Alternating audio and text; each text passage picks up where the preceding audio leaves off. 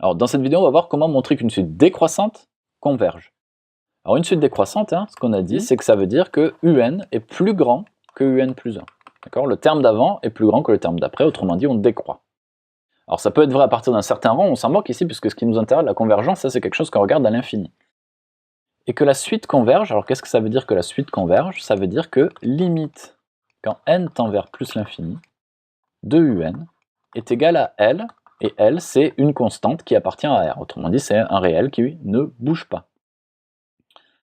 Alors qu'est-ce que ça veut dire si on regarde une suite décroissante? Qu'est-ce que c'est une suite décroissante? Alors on va tracer ça comme on tracerait un petit peu une fonction ici.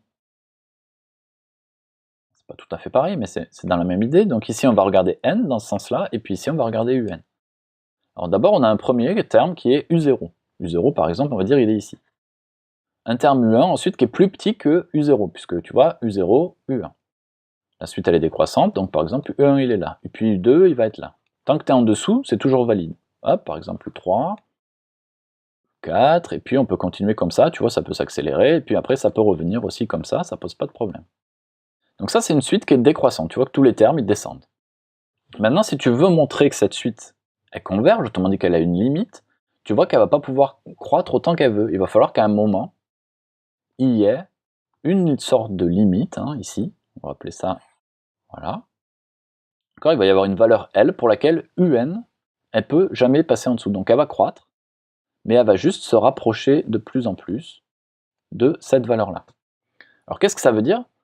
Ça veut dire que pour montrer qu'une suite décroissante converge, il va suffire de montrer qu'elle a un minorant.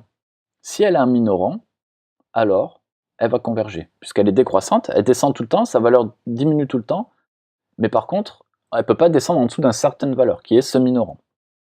Donc si UN est décroissante et minorée, alors elle converge. Là où il faut faire attention, c'est que ça te dit juste qu'elle converge. Ça ne te dit pas quelle est la limite.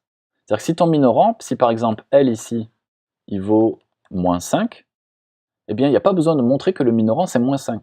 Si tu sais que UN est décroissante et que tu montres que UN est plus grande que moins 300 par exemple, eh bien ça te suffit à dire qu'elle converge. Ça ne va pas te suffire à donner la limite, mais ça va suffire à te dire qu'elle converge. Parce que tu sais qu'elle est décroissante et qu'elle ne dépassera pas moins 300. Autrement dit, dans le pire des cas, elle va venir se coller à moins 300. Donc sa limite, la limite la plus grande qui est possible, ou la plus petite plutôt, puisqu'on est négatif, ça va être moins 300. Mais si tu veux juste montrer qu'elle converge et qu'on ne te demande pas de calculer la limite, alors il te suffit de montrer que la suite qui est décroissante est minorée. Si tu as aimé cette vidéo, abonne-toi tout de suite à la chaîne. Merci à toi et au plaisir de t'aider à réussir sur les maths en tongs.